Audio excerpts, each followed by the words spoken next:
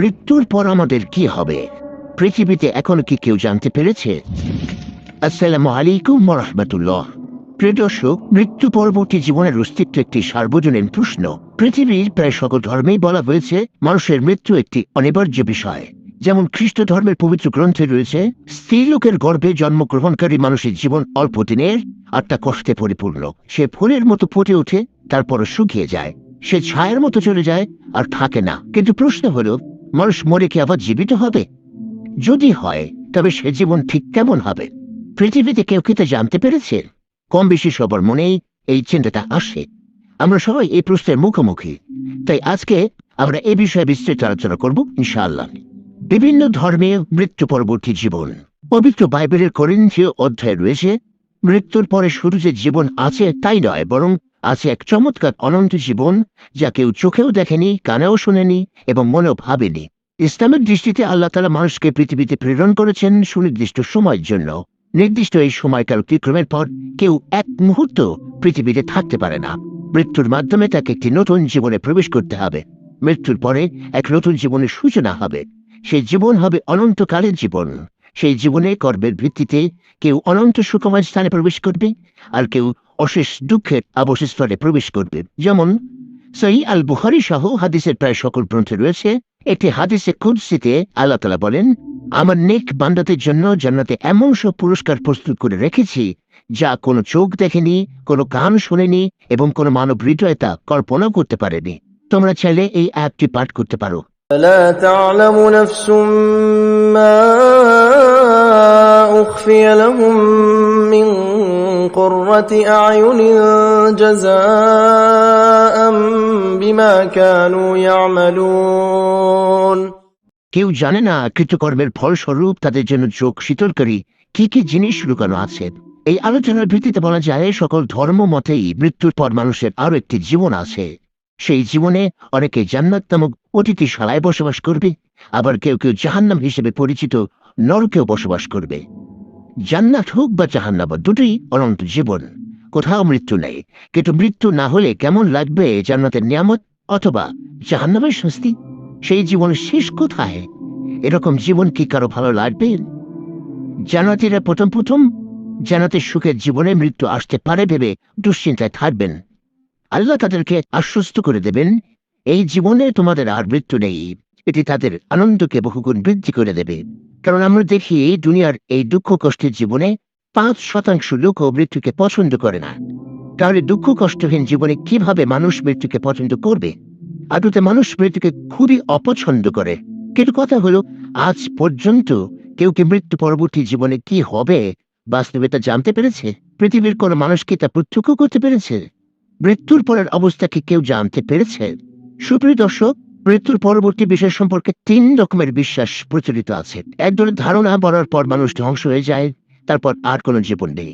এ হচ্ছে বস্তুবাদী বিশ্বাস। দ্বিতীয় দল বলে, মানুষ নিজস্ব কর্মফল ভোগ করার জন্য বারবার এই দুনিয়ায় দেহ দিয়ে জন্মগ্রহণ করে। অসৎ কাজ করলে পরজন্মে তারা কুকুর বিড়ালের মতো কোনো জানোয়ার হয়ে আসবে, অথবা কোনো গাছ হয়ে জন্মাবে, কিংবা কোনো নিকৃষ্ট স্তরে মানুষের আকৃতি ধারণ করবে। আর যদি ভালো কাজ করে তাহলে আরো উঁচু স্তরের জীবনে পৌঁছাবে। আর তৃতীয় দল হচ্ছে কিয়ামত, পুনর্জীবন লাভ, আল্লাহর আদালতে উপস্থিতি এবং কৃতকর্মের প্রতিদান ও প্রতিফলের উপর ঈমান পোষণ করে। এ হচ্ছে সকল নবীর সাধারণ বিশ্বাস। এবারে প্রথম বিশ্বাস সম্পর্কে চিন্তা করা যাক। তাদের বক্তব্য হচ্ছে, মরার পর কাউকে জীবিত হতে আমরা দেখিয়ে দিই, আমরা বরং দেখি মানুষ মরার পর মাটিতে মিশে যায়। সুতরাং মৃত্যুর পর আর কোনো জীবন নেই। কিন্তু চিন্তা করে দেখে বোঝা যায় এ কথার মধ্যে কোনো যুক্তি নেই। মরার পর কাউকে জীবিত হতে দেখা যায়নি, এজন্য বড় জোর বলা যায় মরার পর কি হবে আমরা তা জানি না। এর চেয়ে এগিয়ে গিয়ে যে দাবি করা হয় মরার পর কিছুই হবে না, এর সপক্ষে কি প্রমাণ পেশ করা যেতে পারে? যে গ্রামের মানুষ কখনো উড়োজাহাজ দেখেনি সে বলতে পারে উড়োজাহাজ কি জিনিস আমার জানা নেই। কিন্তু সে যদি বলে আমি জানি উড়োজাহাজ বলতে কোনো জিনিসই নেই, তখন বুদ্ধিমান লোকেরা তাকে নির্বোধ বলবেন। কারণ কোনো বিশেষ জিনিস না দেখবার অর্থ এ হতে পারে না যে এই জিনিসটি বাস্তবে নেই। একটা মানুষ কেন, বরং সারা দুনিয়ার মানুষই যদি একটা বিশেষ জিনিস না দেখে থাকে, তবু এই দাবি করা চলে না যে সে জিনিসটির অস্তিত্ব নেই অথবা তা থাকতেই পারে না। এরপর দ্বিতীয় বিশ্বাস সম্পর্কে বিবেচনা করা যাক।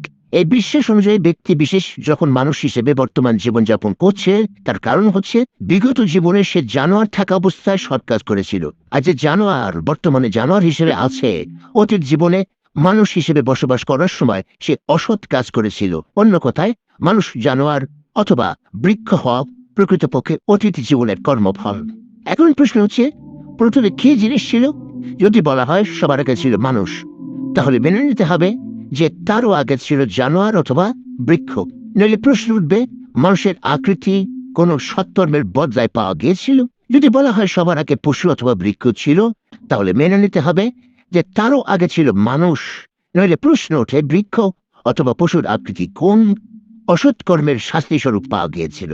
তো সোজা কথা হচ্ছে, এই বিশ্বাসের অনুসারীরা সৃষ্টির প্রারম্ভিক রূপ সঠিকভাবে নির্ধারণ করতে পারে না, কেননা যে কোনো রূপের আগে অপর এক রূপ পরিকল্পনা তাদের পক্ষে অপরিহার্য, যাতে পরবর্তী রূপকে পূর্ববর্তী রূপ সম্পন্ন সৃষ্টির কর্মফল বলে ধরে নেওয়া যায়। এ বিশ্বাস সোজাসুজি যুক্তি বিরোধী। এবার আসা যাক তৃতীয় বিশ্বাস সম্পর্কে। এতে সবার আগে বলা হয়েছে একদিন কিয়ামত আসবে এবং আল্লাহ নিজেই তার এই কারখানাকে ভেঙে চুরে নিশ্চিহ্ন করে দিয়ে তার জায়গায় গড়ে তুলবেন আরেক উচ্চতর পর্যায়ের উৎকৃষ্টতর কারখানা। এ হচ্ছে এমন এক বিষয় যা সত্যতা সম্পর্কে সন্দেহের কোনো অবকাশ নেই। পবিত্র কোরআনে আল্লাহ বলছেন, يوم تبدل الأرض غير الأرض والسماوات وبرزوا لله الواحد القهار।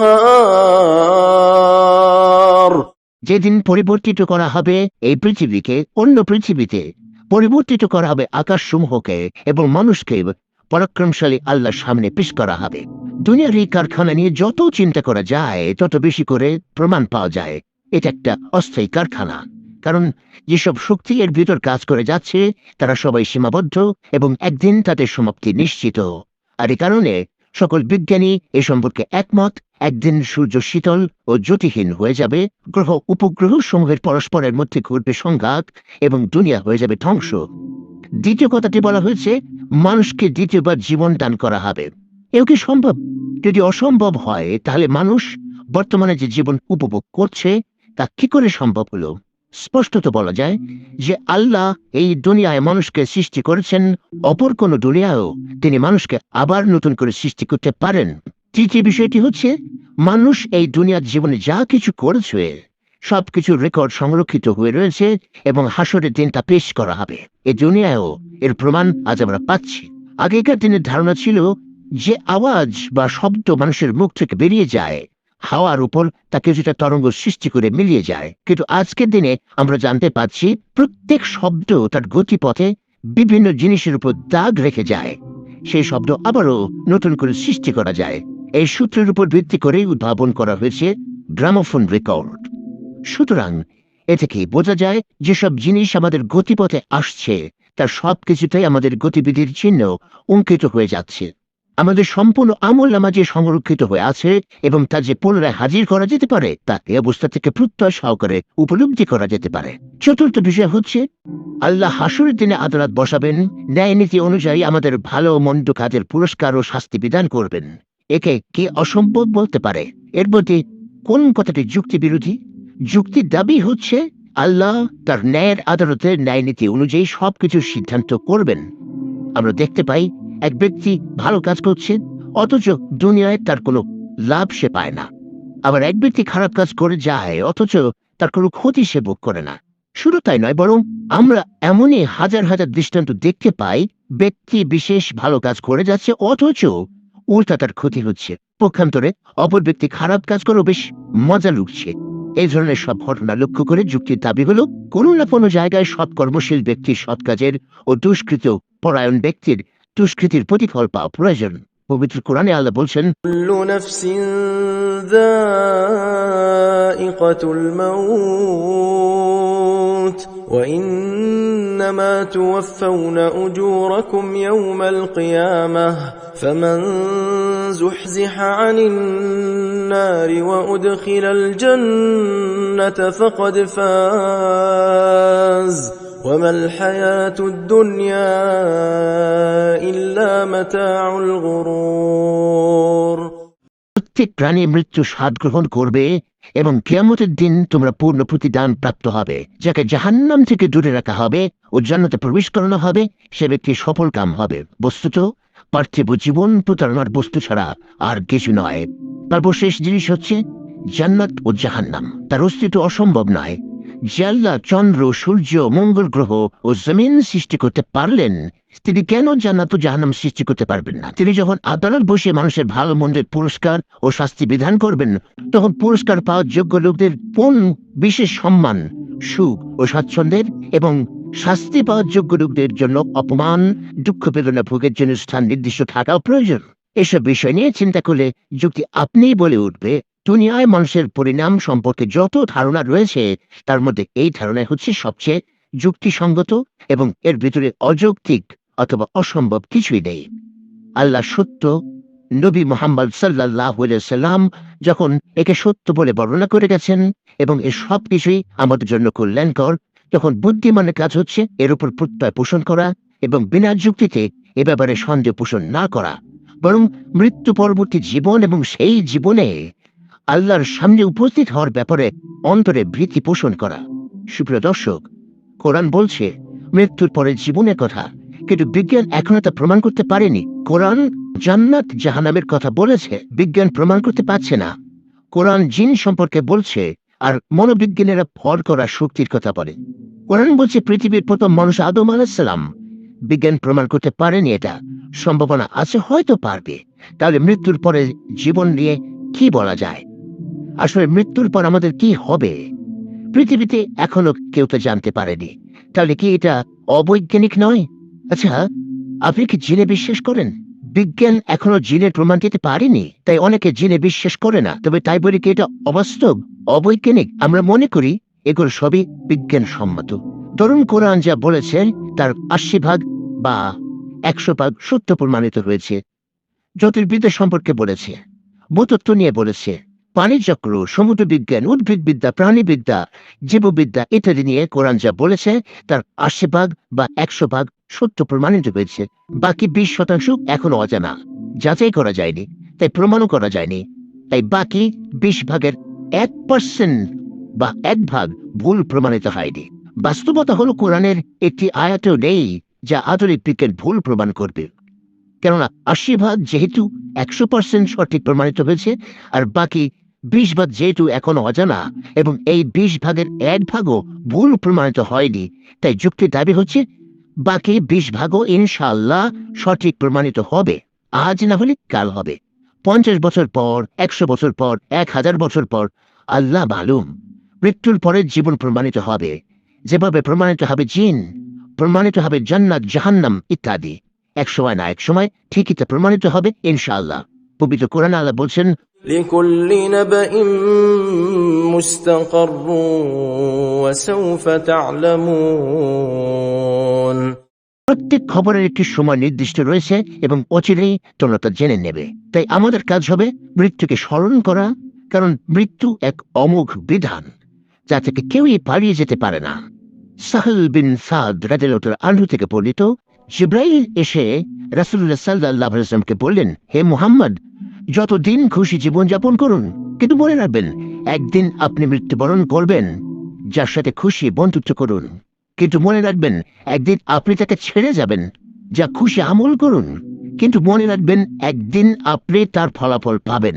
পবিত্র কোরআনে আল্লাহ ইরশাদ করেছেন, أينما تكونوا يدرككم الموت ولو كنتم في بروج مشيدة। যেখানেই তোমরা থাকো না কেন মৃত্যু তোমাদের পাকড়াও করবেই। এমনকি যদি তোমরা সুদৃঢ় দুর্গেও অবস্থান করো, তবু মৃত্যু তোমাদের পাকড়াও করবে। প্রখ্যাত সাহাবী আব্দুল্লাহ ইবনে উমর রাদিয়াল্লাহু আনহু বলেন, এক আনসারী ব্যক্তি এসে রাসূলুল্লাহ সাল্লাল্লাহু আলাইহি ওয়াসাল্লামকে সালাম দিয়ে জিজ্ঞাসা করলেন, হে আল্লাহর রাসূল, কোন মুমিন সবচেয়ে জ্ঞানী? তিনি বললেন, তাদের মধ্যে যে বেশি মৃত্যুকে স্মরণ করে এবং মৃত্যু পরবর্তীকালের জন্য বেশি ভালো প্রস্তুতি নেয়, তারাই হলো সবচেয়ে জ্ঞানী লোক। সুপ্রিয় দর্শক, লক্ষ্য করে দেখুন, পৃথিবীর সাধারণ কোনো মানুষ মৃত্যুর পর কি হয় তা দেখেনি। তবে পৃথিবীর সবচেয়ে সফল আর সবচেয়ে বুদ্ধিমান মানুষ রাসূলুল্লাহ সাল্লাল্লাহু আলাইহি ওয়াসাল্লাম মিরাজের রাতে মৃত্যুর পর আমাদের কি হবে তা জানতে পেরেছেন। মিরাজের রাতে আল্লাহ তাআলা তাকে মানুষের মৃত্যু পরবর্তী জীবনের অবস্থা দেখিয়েছেন, আর এ কারণেই এই অদৃশ্য জীবন সম্পর্কে তিনি ছিলেন সর্বাধিক জ্ঞানী এবং মানব জগতের মধ্যে তিনি হলেন এর একমাত্র প্রত্যক্ষদর্শী। তিনি বলছেন, যে ব্যক্তি বেশি বেশি মৃত্যুকে স্মরণ করে এবং মৃত্যু পরবর্তী জীবনের জন্য ভালো প্রস্তুতি নেয়, সেই হল সবচেয়ে বুদ্ধিমান। আল্লাহ রাব্বুল আলামিন আমাদের সকলকে বেশি বেশি মৃত্যুকে স্মরণ করার তৌফিক দান করুন। বুদ্ধিমানের মতো মৃত্যু পরবর্তী জীবনের জন্য ভালোভাবে প্রস্তুতি নেওয়ার তৌফিক দান করুন। আমিন।